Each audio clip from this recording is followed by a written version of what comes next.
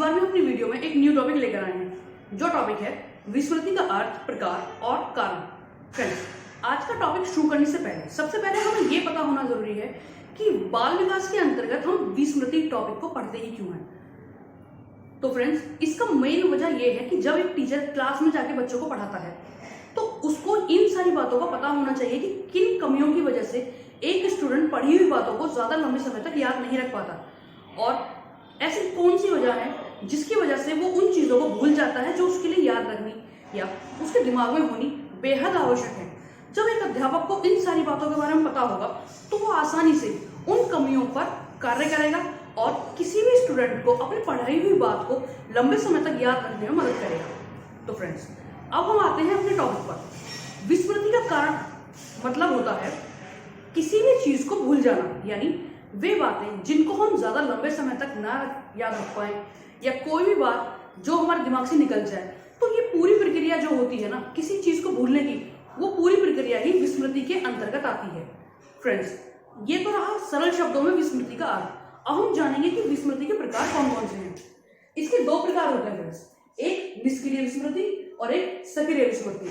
Friends, निष्क्रिय विस्मृति का मतलब जिन बातों को भूलने के लिए किसी प्रकार की किसी मेहनत की या कोई प्रयास हमें नहीं करना पड़ता, बिना किसी प्रयास की उस बात को हम भूल जाएं, वो सारी बातें निष्क्रिय विस्मृति के अंतर्गत आती हैं।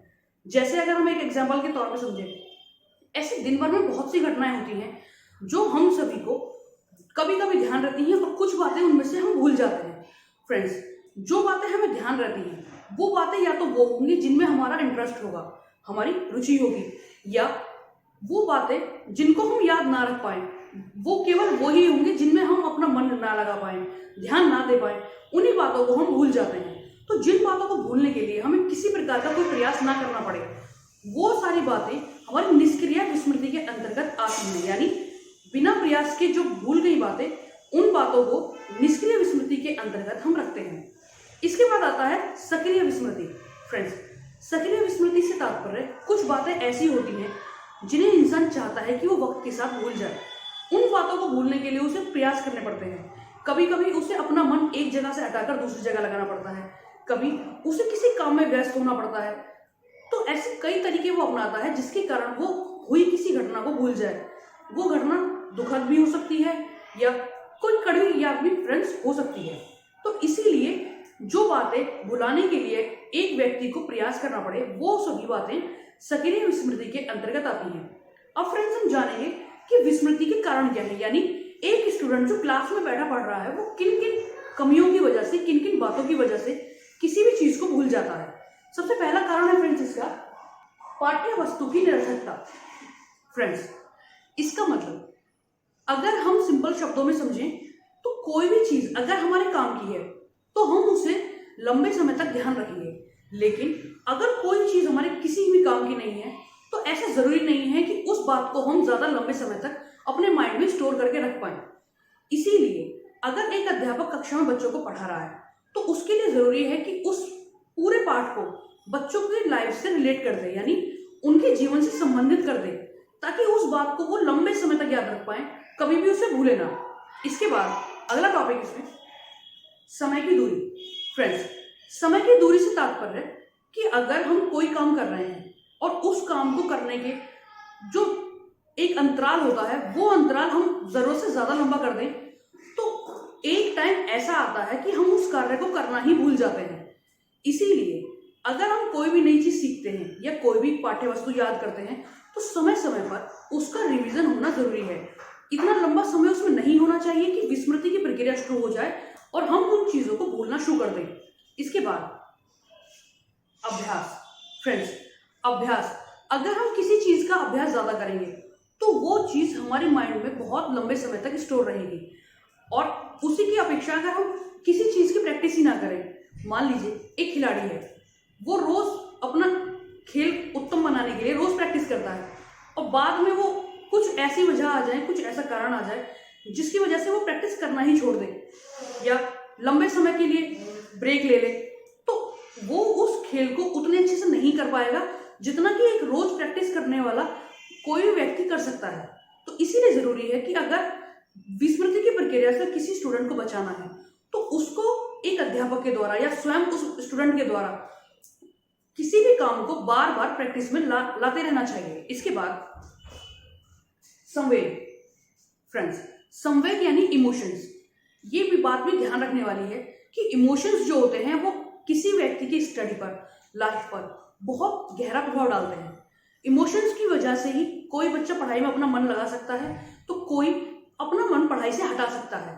इसीलिए जरूरी है कि एक अध्यापक जब भी कक्षा में आए उसको वहां बैठे हुए हर स्टूडेंट के मनोविज्ञान से, यानी जो उसकी मनोस्थिति है उससे भली प्रकार से परिचित होना जरूरी है।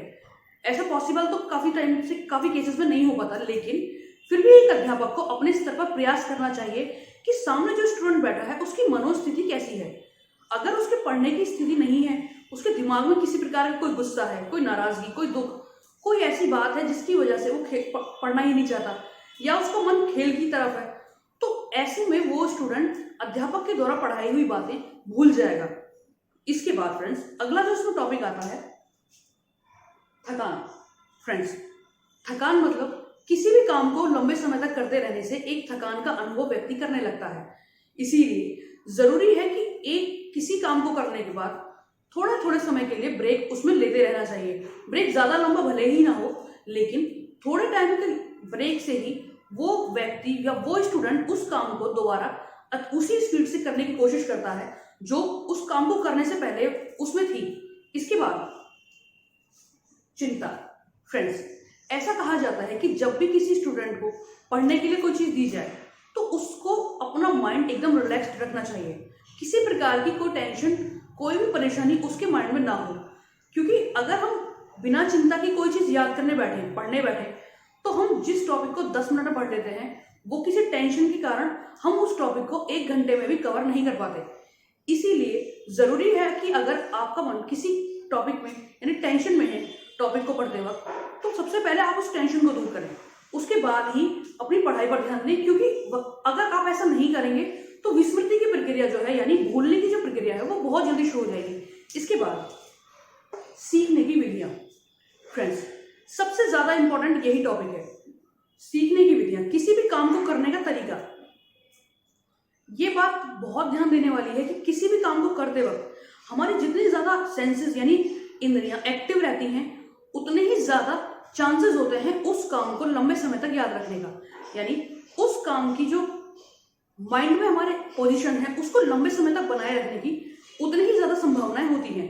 इसीलिए एक अध्यापक जब मान लीजिए वो छोटी क्लास के बच्चों को पढ़ा रहा है तो उसे उन्हें खेल खेल में सिखाना चाहिए, ताकि उनकी सारी सेंसेस, हाथ पैर दिमाग हर तरह से उनमें एक्टिव हो। और किसी भी नई काम को करने से पहले अगर उस काम को बार बार प्रैक्टिस में लाया जाए, उनकी जो सीखने की विधि है वो परफेक्ट हो, तो कभी भी कोई स्टूडेंट कोई किसी बात को आसानी से नहीं भूल पाएगा।